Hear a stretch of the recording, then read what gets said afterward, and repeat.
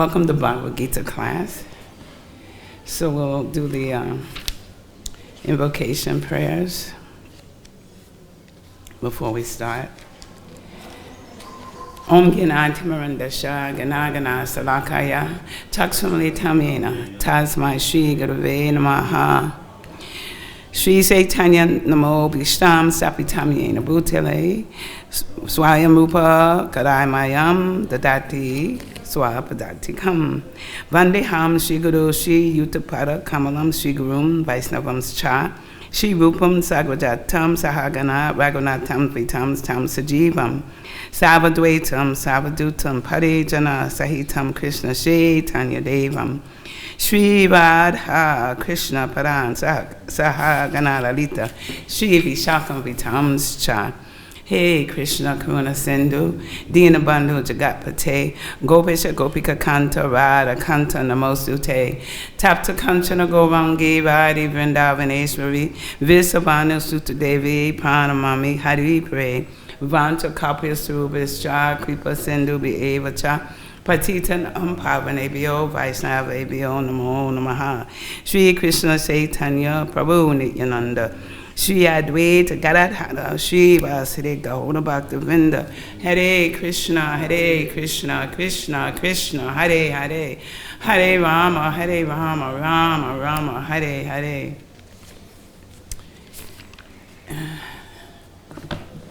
So we're in the Gita as it is by Srila Prabhupada. We're in chapter 9. And it's entitled The Most Confidential Knowledge. And we're on text 11. And I'm doing she divided it up into two parts. So she wanted me to start where it says there are many controversies between the impersonalists and the personalists. I think that's the 1, 2, 3, 4. I think it's the 5th paragraph. Do you see that? Where it starts? Do you see where it starts? We're going to repeat we're going to do the Sanskrit and the word for word and the translation, but then we'll move over to that paragraph. There are many controversies. Was that where you were? Do you remember? Yesterday he completed everything. Oh! That is the fact. Okay. He completed. Well, I studied for this one, so he did it full. Okay, anyway, she didn't let me know that he had done, so it's okay if I do that, Okay. So we'll just repeat the Sanskrit, and then we'll go on to the word for word. And there's always so much in the purport. I was looking at it today, and even in that part, there's still, you can always bring more out, isn't it? You can bring more out. So, okay, avajanante mamudha manusem tanumashritam param bhavam ajananto Mama Bhuta Maheshwaram Avajananti deride Mam me Mudha foolish men Manusim in a human form Tanum a body Ashritam assuming Param transcendental Bhavam, nature. Ajanantaha, not knowing. Mama, my. Bhuta, of everything that be. Maha Ishwaram, the supreme proprietor. Translation, fools deride me when I descend in the human form. Do not know my transcendental nature as the supreme Lord of all that be. Please repeat. Fools deride me when I descend in the human form. They do not know my transcendental nature as the Supreme Lord of all that be. Okay, so we'll go to that paragraph, which starts with, there are many controversies between the impersonalists. Oh, one thing I need, one prayer. Om Namo Bhagavate Vasudevaya. Om Namo Bhagavate Vasudevaya. Om Namo Bhagavate Vasudevaya.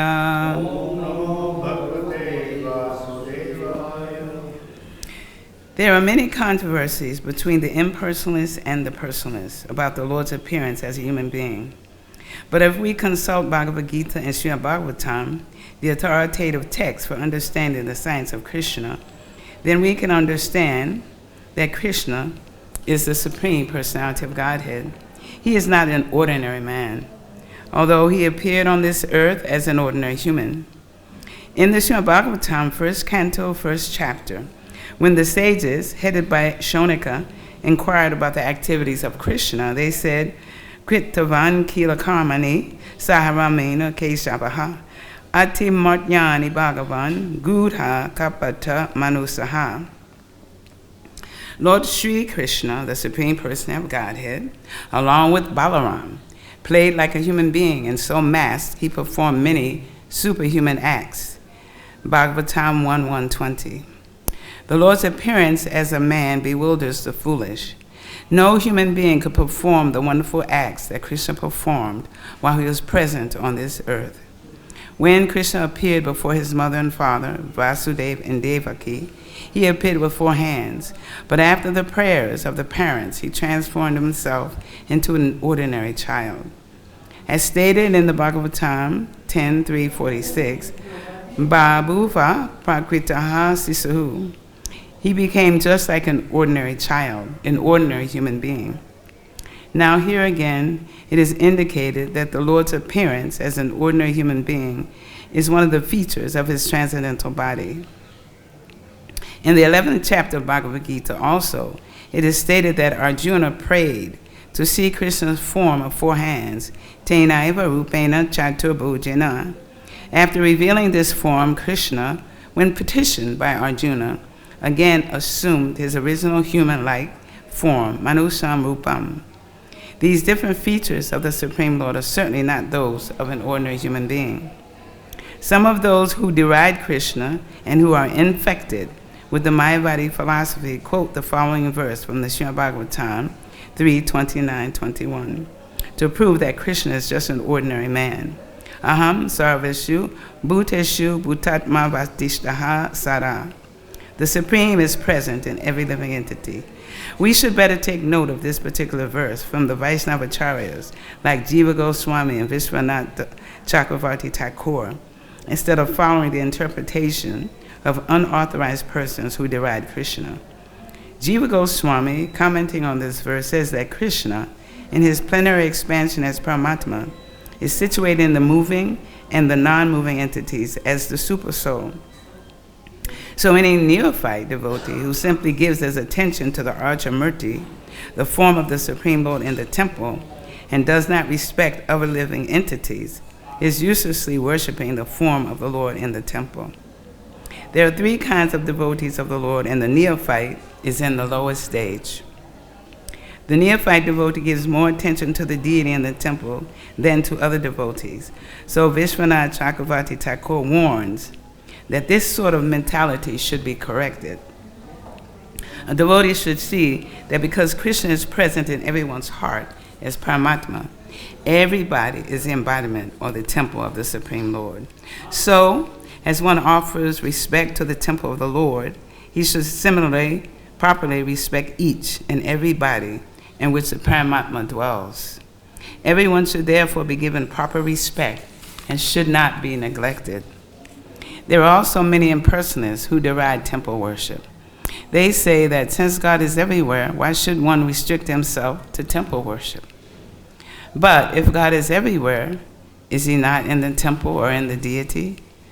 Although the personalists and the impersonalists will fight with one another perpetually, A perfect devotee in Krishna consciousness knows that although Krishna is the Supreme Personality, he is all-pervading, as confirmed in the Brahma Samhita. Although his personal abode is Goloka Vrindavan, and he is always staying there, by his different manifestations of energy and by his plenary expansion, he is present everywhere in all parts of the material and spiritual creation. So before I start, I just wanted to give you this. There's video given by. His name is. You may have heard of him. He's. When I first came into the movement and I started reading the Back to Godhead, he was then a very young man, maybe 14, 13. I don't know if you've heard of him. His name is Ravi Gupta. It was Ravi Gupta, but now it's Radhika Raman. And he gives really wonderful classes. He's an amazing scholar to be so young. And he's done a 3-part series called The Allure of Mayavadi Philosophy and How to Refute It. And it's in 3 parts. There's 3 videos.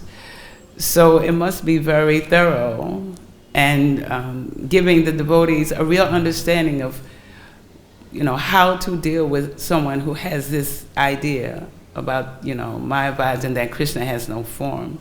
So I'm just giving this, so that if you have the time, you can look at it. I'm going to look at it as well because, it would help me, and I think it would be nice that he's very thorough in his presentations. So I'm recommending that, if you have an opportunity to hear him speak on the Mayavad deeply, very deeply, he speaks on it. So the first point I want to bring up here, I have all these papers, my computer is down, so I went back to the old-fashioned way of writing notes. So first, in terms of this chapter, I'll just give a brief, very brief review of where we are up until now. So in verses 1 through 3, Krishna glorifies the knowledge that he's about to reveal to Arjuna.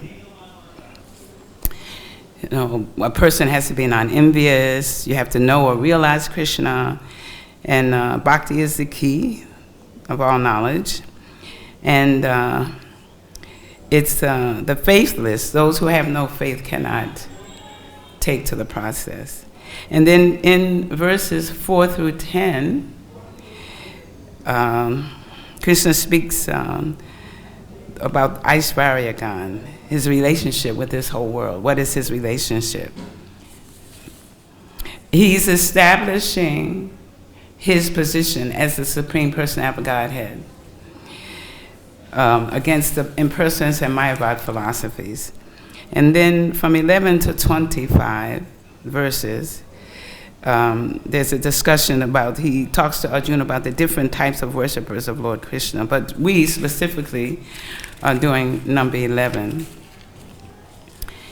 And that's talking about those who, think that Krishna comes here as a human form and takes on material qualities. So the first point is that we have to have faith in the scriptures. If we don't, Bhagavad-Gita loses its importance if there's no faith in the Bhagavad-Gita, because, it establishes Krishna as the Supreme Personality of Godhead. So when we begin the process, we have to have a little faith, in the Vedic scriptures. I remember hearing Prabhupada would be really astounded that there would be someone who didn't believe in the Vedic scriptures. He would say, I can understand that they don't believe what I'm saying, but the fact that they don't believe in the Vedic scriptures was really kind of shocking to him, that they didn't, accept what the Vedic scriptures were saying. So what happens is, like with the Mayavadis and impersonalists, they twist out their own interpretation of the Bhagavad-Gita. Oh, I just wanted to read one thing that says about faith. It's in 440. I'll just give the translation. It's saying, but ignorant and faithless persons who doubt the revealed scriptures do not attain God consciousness. They fall down. For the doubting soul, there's no happiness, either in this world or in the next. So whenever we have doubts, we all have, this Guru, Sadhu, and Sastra. So we can always get our, doubts answered by that process. So then, so they twist out their own interpretation of the Bhagavad Gita. And I was listening to a lecture this morning when Srila Prabhupada says that what they say is, it's not to Krishna that we offer worship, but it's to the unborn in Krishna. So, for them, and actually it's amazing that they can squeeze something out like that, because the verse is there's no question about the verse. It's 934. And there's also 1865. So 934. So you see, when Prabhupada calls them mudhas, then it fits. If they don't, it's straight. Everything that Krishna says in this verse is straightforward. 34. 934. So he's saying here, Man mana baba mad bhakto mad yaji mam namaskaru mam ivashyasi yuk vaivam atmanam mat parayanaha.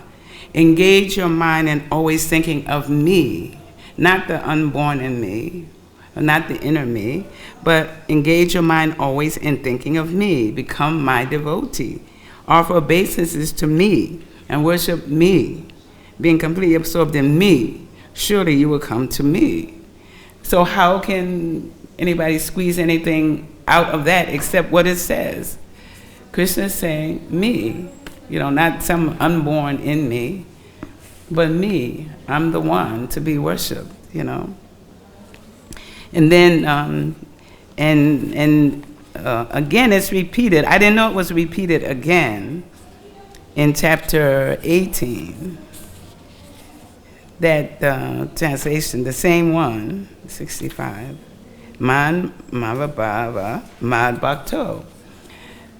So he's saying in 1865, always think of me, become my devotee, worship me, and offer your homage unto me. Thus you will come to me without fail. I promise you this, because you are my very dear friend.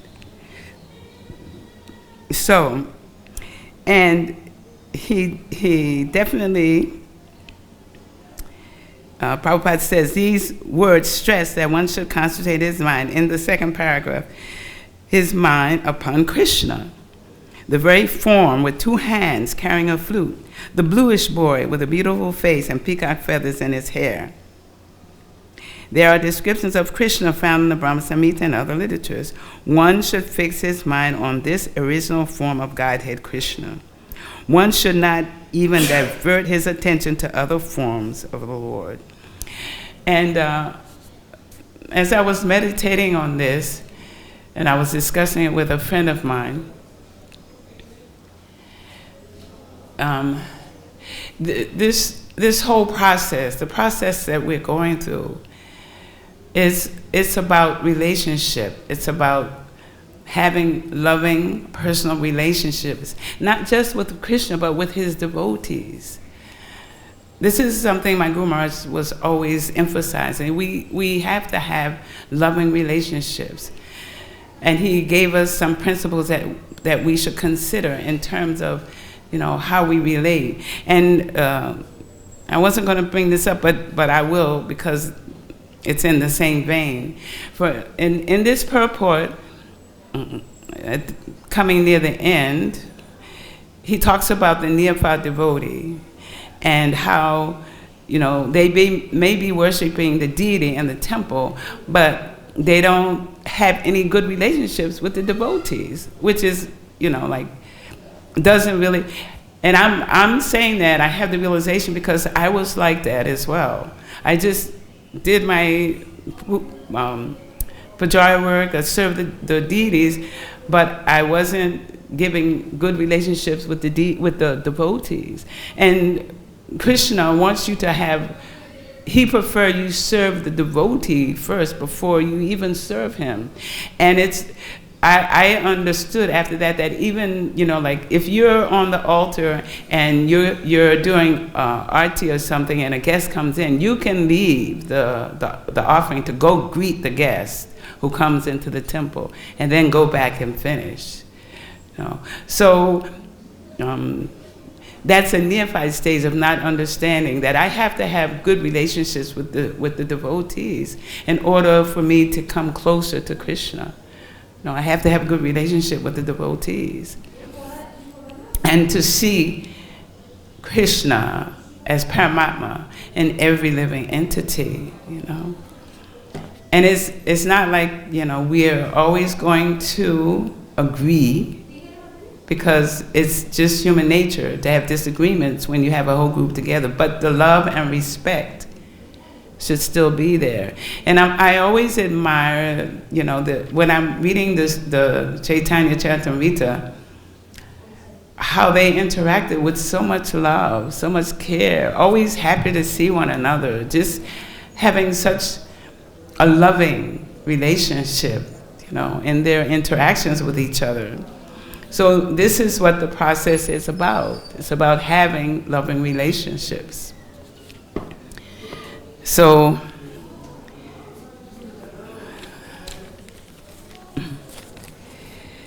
okay, so when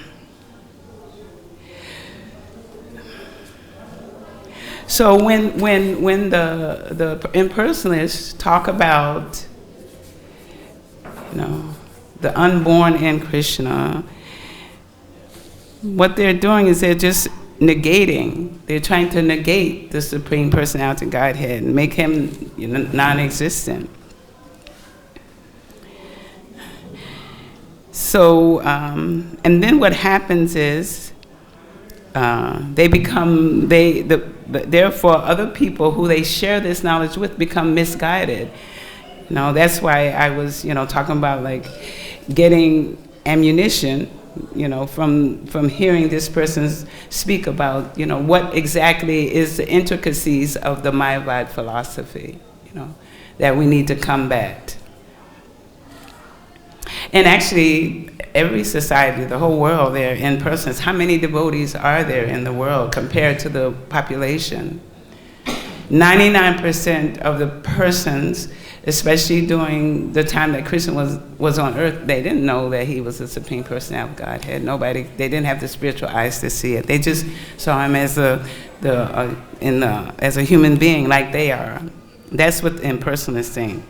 So in 2:12 of the Gita,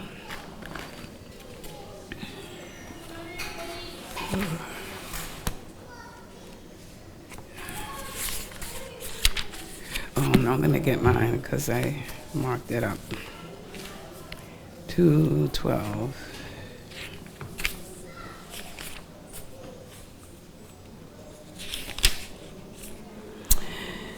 Towards the end of the purport, it is saying, the non-devotee's approach to the teachings of the Gita is something like that of a bee licking on a bottle of honey. One cannot have a taste of honey unless one opens the bottle. Similarly, the mysticism of the Bhagavad-Gita can be understood only by devotees, and no one else can taste it, as is stated in the 4th chapter. Nor can the Gita be touched by persons who envy the very existence of the Lord. So in this material world, we're all here in the material world because we are envious of Krishna. We want to be Krishna. We wanted to be Krishna. Therefore, the Mayavadi explanation of the Gita is the most misleading presentation of the whole truth. Lord Chaitanya has forbidden us to read commentations made by the Mayavadis, and warns that one who takes to such an understanding of the Mayavad philosophy loses all power to understand the real mystery of the Gita.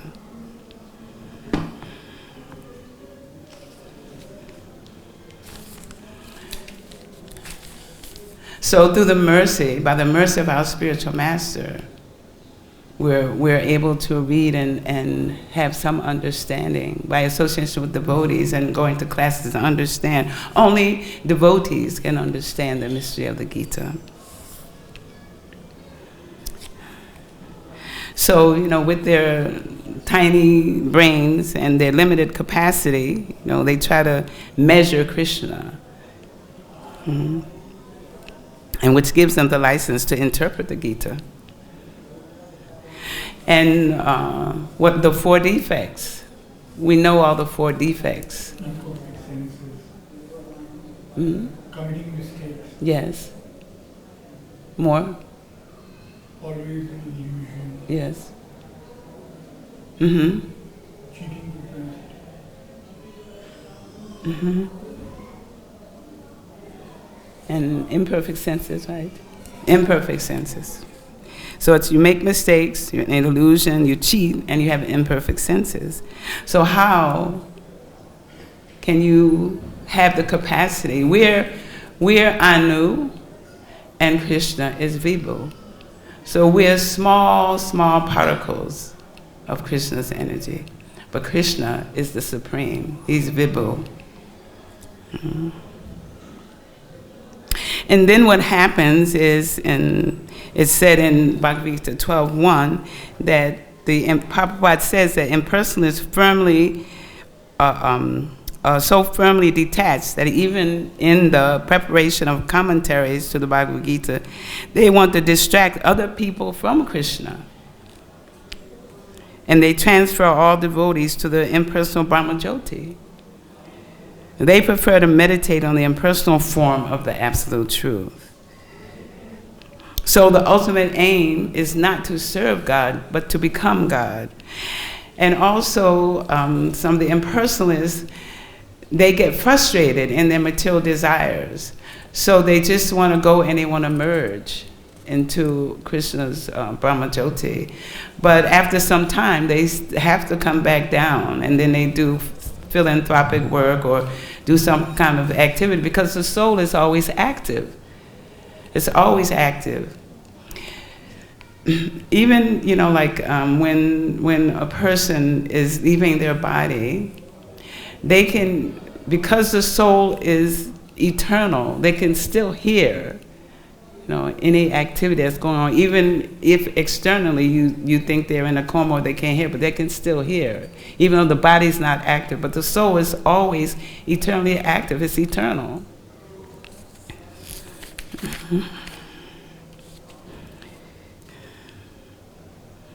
So the whole problem is enviousness. Everyone wants to usurp Krishna's position. And I was reading the Krishna book about the king, Pondraka, who claimed himself to be Krishna, and he challenged Krishna. In very, very stern words, telling Krishna, the messenger, he sent a messenger to Krishna to tell Krishna that I'm the Lord, I'm Vasudeva. And so he wanted to fight with Krishna to maintain his position, and that's exactly what happens in the material world. Everybody, wants to become some god, and it's not possible. We have some control over things, like we may be president of a company, we may be the CEO, or we may be head of our family, or whatever little control we have. We're little controllers, and we have that propensity because Krishna, we're part of Krishna, and Krishna is the supreme controller. So we have minute ability to control anything. But Krishna controls everything, the whole world, And we're controlled by the 3 modes of material nature. But Krishna is never controlled. He's always a controller, and he's the Maya reports to him that that's his energy. All of it is his energy. So the persons think that when he comes, he accepts a material body. And for us, for instance, the deity in the temple is made out of material elements, like either wood or stone or brass. But it doesn't mean that it affects Krishna at all. Because we cannot see Krishna's spiritual body, he has to come to us in that way. He has to come to us in material elements, like stone or wood, because that's the only way we can see him, and it's the only way we can serve him, because we need purification to even see that Krishna is present in those forms, those material forms. So then persons, they think that there's no difference between the Jiva and Bhagavan. So Prabhupada says that, he calls this a poor fund of knowledge. So and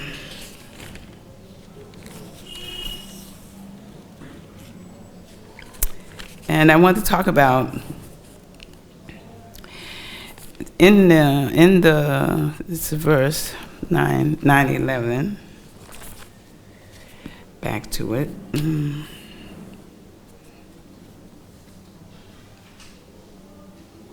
So the Lord's appearance as a man bewilders the foolish. So there are some examples in the scriptures. There's a lot of examples, but because this is taken on the battlefield of Kurukshetra, this knowledge is given. First, I thought about Duryodhana, who, no matter, he always thought of Krishna. He never thought of Krishna as the Supreme Personality of Godhead. And so when he went to Krishna to ask for something, he got there first, and he sat at Krishna's head. Then Arjuna came in, but Arjuna sat at Krishna's feet. So when Krishna woke up, the first person he saw was Arjuna, because that's the proper place for a devotee. We see the feet first. That's where we go. That's why we have this Srimad Bhagavatam. We start from 1, you start with the feet, and you move up until till Bhagavatam 10. So we start with Krishna's lotus feet. So Krishna saw Arjuna first and was asking Arjuna what he wanted, but then Duryodhana interrupted and said, I was here first. But then Krishna told him, well, Arjuna is the junior, so I'll ask him first. But what Duryodhana wanted, Krishna offered Arjuna himself. And he asked Duryodhana what he wanted, and Duryodhana wanted the army, because he had material, his ambitions were material. So he thought, okay, if I get the army, then I'm going to be able to win. If I get all of Krishna's army, then I'm going to be able to, be successful. But then, because Arjuna and Krishna were friends, Arjuna said, Krishna, I just want you. I don't want anything else. Just having you is enough. So, and then also when Krishna came to the court, to Dhritarashtra's court as Shantidut, as a peacemaker. He didn't want the war. He wanted to war, but he wanted to do everything possible to not have the war, because he didn't want his devotees, the Pandavas, to be blamed for being warmongers. So he did everything possible to try to stop the war. He knew it wasn't going to be possible, but he did that anyway. So he went as the peacemaker to talk to Dhritarashtra, to try to appeal to his consciousness, although we know that Dhritarashtra definitely wanted the war, because he wanted his son to inherit. So then, when Krishna was trying to talk to Dhritarashtra after he finished, instead of Dhritarashtra being the king saying anything, Duryodhana got up and, threatened to, first he told him that I'm not giving them, I think Krishna asked for at least 5 villages. Okay, if you can't do anything, just give us 5 villages. But Duryodhana said, I won't even give them as much land as sits on the tip of a pin. So then, Duryodhana threatened to arrest Krishna. Foolish as he was. And then, when the soldiers were approaching Krishna, he showed his universal form. But even then, that didn't really change Duryodhana's mind. He just thought it was a trick, some mystic trick. Not that Krishna was the Supreme Person of Godhead. He just thought, oh, this is some trick that Krishna's trying to pull on me, So we see, that, okay, so, and then the second instance is when Shishupal came to the Rajasuya sacrifice. So we see all these foolish, people who deride Krishna when he appears in human form. So Shishupal and Krishna had a history. That's a whole other story about how Krishna gave Shishupal's mother a promise that Shishupal could insult me 100 times, but after the 100th time, I can't promise what I'll do. There's a whole pastime about how that promise came about, the interaction. So when Shishupal came to the Rajasuya sacrifice, he saw that Sahadev was glorifying Krishna as the one who's worthy, to be worshipped in that assembly. And Shishupal was also there, and he got very, very disturbed when Sahadev was glorifying Krishna. And also, Shishupal had he was inimical to Krishna for a lot of reasons, but one of them was because Krishna had taken Rukmini, and Rukmini was supposed to marry Shishupal. Shishupal wanted to marry Rukmini, but then we know Krishna came and stole her away because she wanted to be with Krishna. So he had a lot of enmity towards Krishna. So when he saw that they were taken, he was addressing the assembly saying, all these august people here, and you just listen to this young boy talking about this cowherd person who, we don't even know what his caste is. Who is he anyway? He was saying things like, he has no occupational duty, he doesn't belong to a high family, he never follows the Vedic, injunctions, he's devoid of all good qualities. So Shishupal kept talking. And Krishna was quiet. He didn't say anything. He let him talk, and some of the kings left because they couldn't bear to hear Krishna criticized like that. And even Balaram wanted to, jump in and knock him out. But Krishna just had everybody, okay, it's okay, let him go ahead, because he knew he had 100 times. So then on that last one, he just said, and Shishupal was still being crazy, saying, I don't care what you do, you're just a cowboy. He just was talking, and then Krishna sent the Sudarshan chakra and cut his head off but he did it in such a way that the blood didn't fall on the sacrificial arena, because that would have polluted the whole Rajasuya performance. So we can see, that, and you know, that there are so many people that Krishna was there, and only a few of them knew that Krishna was the Supreme Personality of Godhead.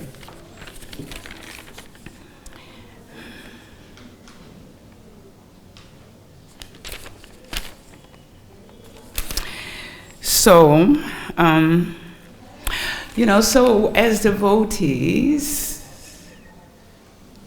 as aspiring Vaishnavas, we do not want to become Krishna. We want to serve Krishna. Gopi Partu Parakalamo Das Anodas. Das Anodasa.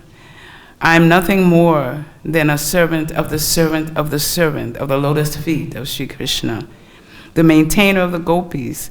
Krishna is an ocean of nectar and the cause of universal transcendental bliss. So we just want to serve him. There was something I wanted to read out of the Ishopanishad. I hadn't picked this up in a while, but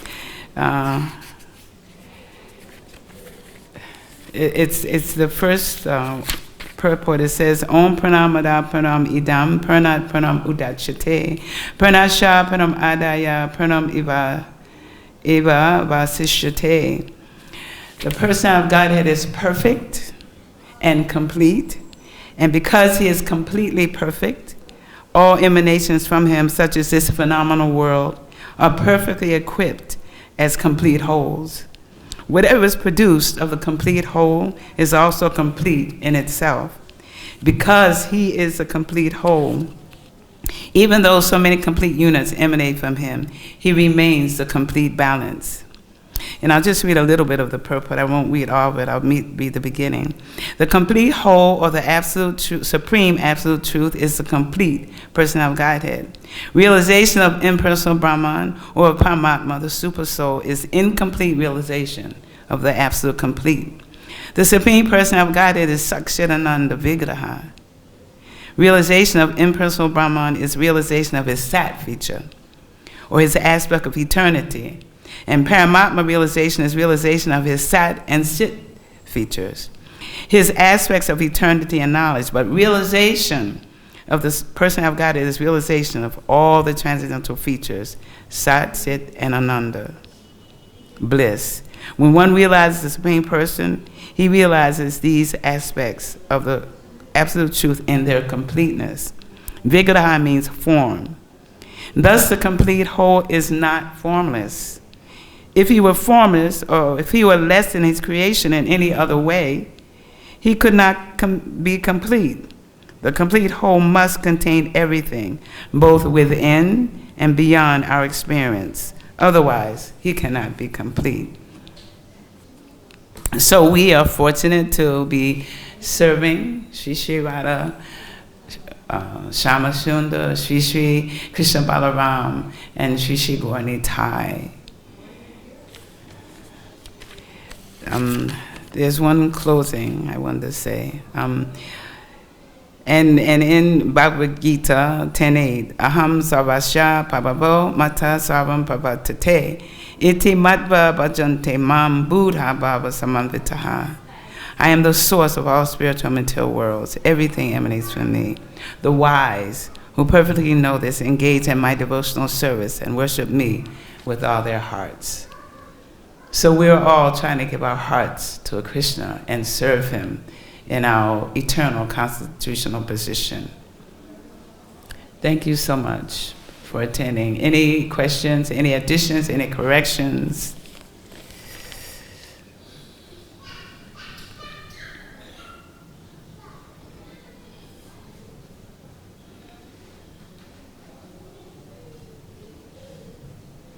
Thank you very much for giving me an opportunity to serve you. Hare Krishna.